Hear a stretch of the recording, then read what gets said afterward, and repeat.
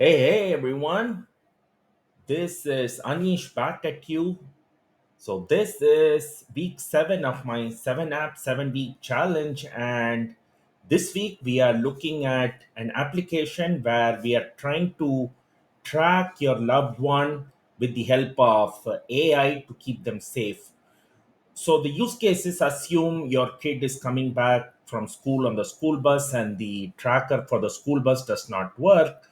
How do you ensure that your kid reaches home safely, and how much time does it take for her to come back home, and what is the weather, should you go down with an umbrella, all of that we are going to try and answer. And so for that there has to be a hardware component which has to be a satellite sim. And so this is something I'm not going to have as part of this application, but it's going to be a simulated version where we're just going to assume the kid is in Seattle or Los Angeles or New York. And so these are or San Francisco. So these are four locations I'm going to assume the your kid is in, or maybe your loved one is in, and we're just going to estimate how long it's going to take and how's the weather conditions for them to come home. So for that, we wrote the Lambda function yesterday that you can all see here, and we talked about it on how the Lambda function worked. We looked at a little bit about the Haversine distance, which takes the Earth's curvature because these might be long places, and I have put my house location in Seattle somewhere, and so you're going to take that much time to come here. And so we finished that yesterday, and today we are going to look at how we are going to trigger that Lambda function and how we are going to secure our APIs as well. So the first thing is I can add a trigger. In this particular case, I can add a trigger, let's say an API gateway trigger. So let me do this from scratch so everybody can see what I'm doing. And so let me go ahead and remove the particular trigger for now. And let me delete this and then start from scratch. So here I'm going to add a trigger in the Lambda function. I'm going to go into API gateway, and let's say I'm going to create a new API, and I'm going to keep it open, meaning people can utilize my app without having to log in or anything. Okay. So let's go ahead and add this. And then we have to, because we are building a web application, we have to make sure that we configure a few course related methods. And so let me go ahead, and here let me choose the origin to be everything because I'm going to authenticate and authorize with Cognito. And here let me make sure that I allow the date, and then the content type. So let's say I'm going to have a JSON. Let's allow that. And then an authorization, if any authorization comes, which we are going to add. And then API key, let's add that. And then if any security token comes in, let's add that as well. Okay, so we are going to add all of this, and then let's for now agree to all the methods that we are going to allow, and that's it. So we are going to keep the course to be fairly generous, and this is a in the default state, so it auto deploys. And so then the next thing I'm going to do is I'm going to make sure that right now, if you actually go in here and take this particular endpoint and go into Postman and actually go in here and do a post request with our body, let's say something like this, where it's Bailey, the text and the phone number. So I'm going to go into the body and make it raw, make it into JSON. And so this is going to be the input. So you can see that it's going to hit Claude, and it comes back with a nice message. Bailey is near 4th and Madison, and she's enjoying clear skies and a pleasant temperature. So these are all live results. Okay, the weather is she's about 60 minutes from home. No need to worry. She appears to be in business district, likely in a financial area. Okay, and then it gives the Google Maps location. So this is pretty cool, right? But the problem is anybody and everybody cannot, can access this particular API because it is open, and there's nothing stopping them. And so for that reason, what we are going to do is, so this is a trick that I apply, is I do cognito identity pools. And so I go into authorization and let me select existing authorizer. So only if I have IAM permissions will I be able to authorize, and let me go ahead and attach this particular authorizer. All right. And so then let me go into identity pools, and I've created an identity pool called safe. Okay, so this is an identity pool that I have created. Maybe we can try a new one. So the identity pool trust I'm going to have as guest access because I want everybody to come in here. And then let me create an identity IAM role, uh, kids safe, something like this. And then identity pool name, hit save. So I have created an IAM role and I'm creating this as well. And the IAM role that is going to be created is an unauthenticated IAM role, but we have to make sure that our API gateway is going to be part of that. So only if you have credentials to access that particular API, only then will you be allowed. So let's go ahead and see how we allow that. And so we can go in here and go into identity pool properties. You can see here that this goes through a basic authentication, so that's not an issue. And for guest access, it creates a guest role here. So let's go ahead into the guest role and go into the permission. So you can see here that there's the cognito authenticated, unauthenticated permission. And right now it's a very basic permission where you're going to allow credentials for identity. Okay, I'll explain what that is. So I have created another IAM role, which I will show you in a second. And let's actually get the policies from there. So here you can see that I had another IAM role called safe, and you can see here that this is the unauthenticated as well. But here I'm going to say that you're allowed to execute API only from this particular ARN. Okay, and this is a different ARN, but what I'm going to do is put our ARN here. So I'm going to go in here and let's change this cognito unauthenticated by putting our API, and our API is going to be this particular ARN. Okay, so let me just make sure this is our particular ARN. So GMS. Okay, so let me close this and get this and go into my policy and change this to what we're creating right now. And let's save this. So now I have my cognito identity. I should also have API gateways. And so we have all of this ready. And so you can see here that this gets resolved. And now this particular policy is going to be attached to our service role, which is going to be right here. So this is our service role, and let's double make sure that this cognito policy, yes, it has the our API gateway. Okay.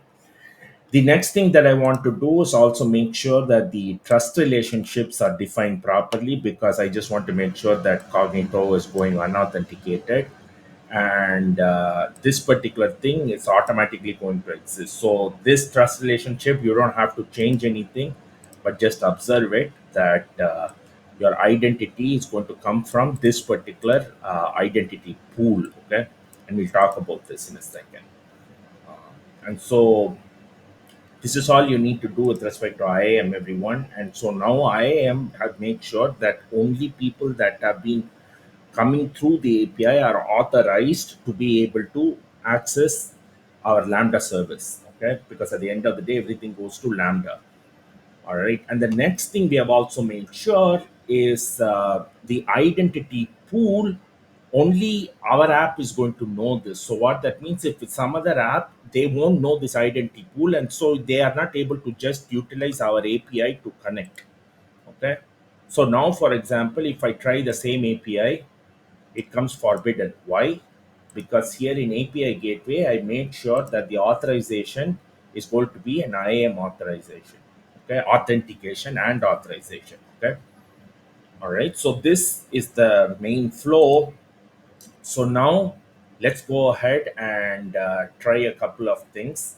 So here, the first thing we want to do is we want to go in here into the Cognito identity and get the identity pool ID. So where do I get that? If I go back into Cognito um, and I can close this kit safe, kit safe, kit safe. These are all not needed because we are in safe.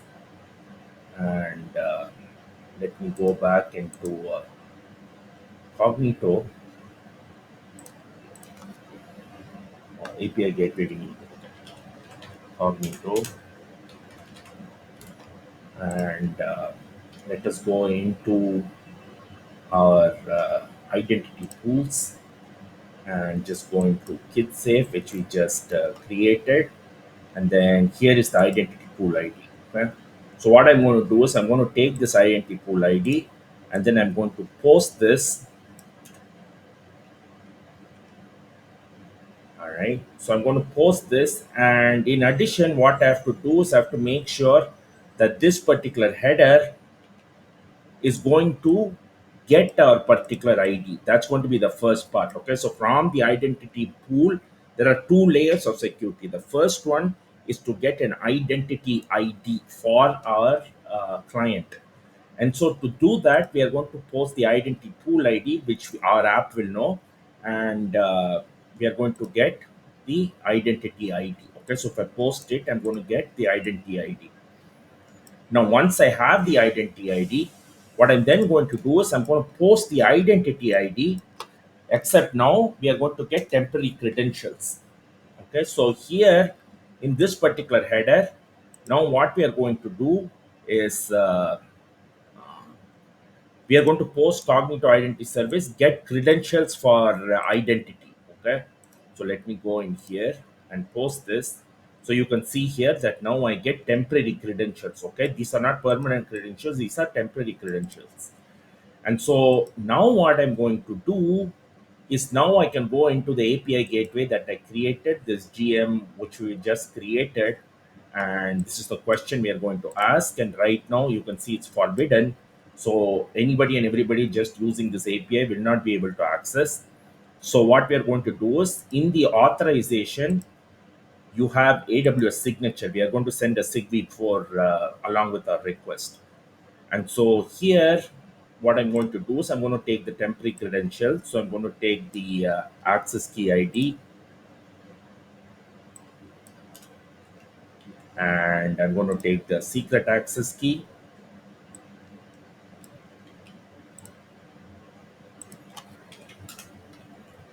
And what I'm then going to do is have this region, have the service name, and finally I'm going to put the temporary session token. So this is the temporary session token, and let's make sure we have that.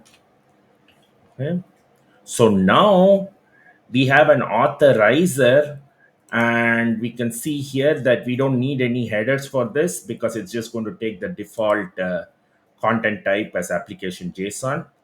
And what we're then going to do is we are going to go into the body, and let's go ahead and send this. Oops, we still have an error. So let's make sure everything looks good. So it starts with A and then ends with a K. Okay, and then starts with a J and ends with M. Okay, and then it starts with an I and ends with the Y.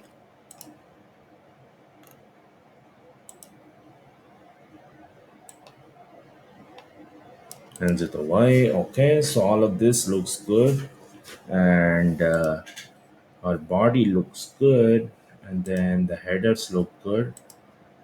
And let's just make sure that our content type application JSON is included.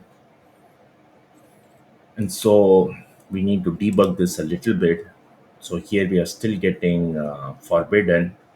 And so we have the headers, we have the authorization, and we have the access key, the secret access key. Let me make sure everything is attached properly.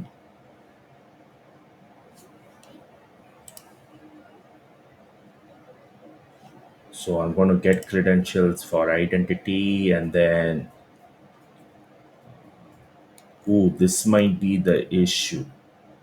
Yes. So it looks like the policy that was attached to this one here. So let me go into Cognito, into identity pools. And so this you just, it takes a little bit of time to set up, but this is kid safe.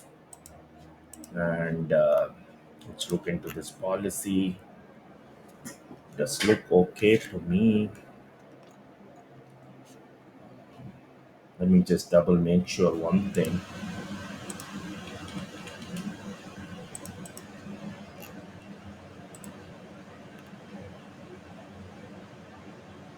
Something with the account ID seems to be missing. Okay, so let's use this particular format and go back and hit save. And yes, the account ID is missing. So let me go in here and put this back in.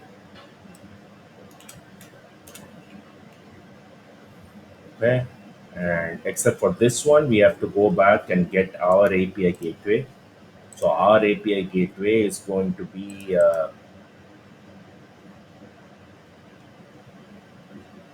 right here. So this was created 12.8, and our API gateway ID is right here, GMSR. And so let me go in here, change this. This was just something I was working before. And so now it does look like we are in for some treat. So here we can see we have the execute API, okay. And now if everything looks good, let's see, we are still in forbidden. I don't know why. So kid safe, it still doesn't have my account ID, and I wonder why. So let me go back in here into IAM and go into roles and go into safe, maybe save kids, and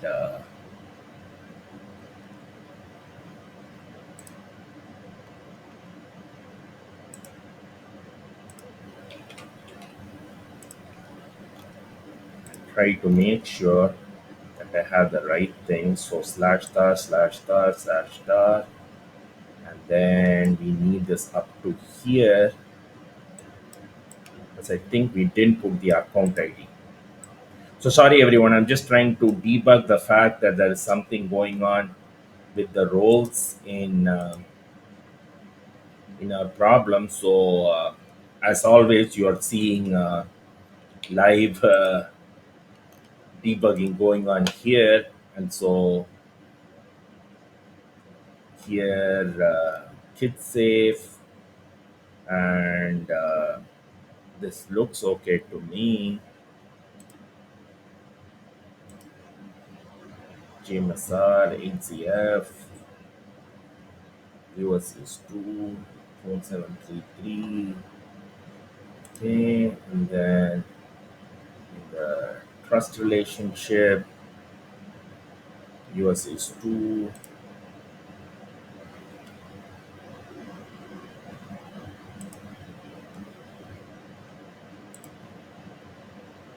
Okay,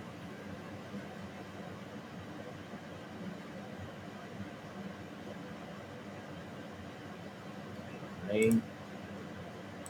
So both these look okay to me, and this is our API gateway, get credentials for identity. All of this looks good. This looks good, and the trust relationship looks okay to me. All right. So let's just double check. We had the authorization, the header, and the body. Okay, so maybe it just took time. I'm sorry, everyone. Yeah. All right. So now we are getting Bailey's near 106 and things like that. Okay. So this was the whole idea behind the identity pools, everyone. So what that means is only we know the identity pool ID can be accessed from our application. Nobody else can access. Okay. And this is what I'm saying. The authorization needs a SIGBI for signing to be able to access. So with that, that's all I have for today, everyone. Again, you saw me live debug. That's the whole point, and hopefully, even though this video went for slightly longer than normal, I hope this was a good learning experience for all of us. And now our API is secure, and the last step is I'll go and build a, React front end to be able to access this API securely, and then we are done. So maybe a couple more days, and then week 7 should be over, everyone. So with that, have a good rest of your day, and I will see you all tomorrow.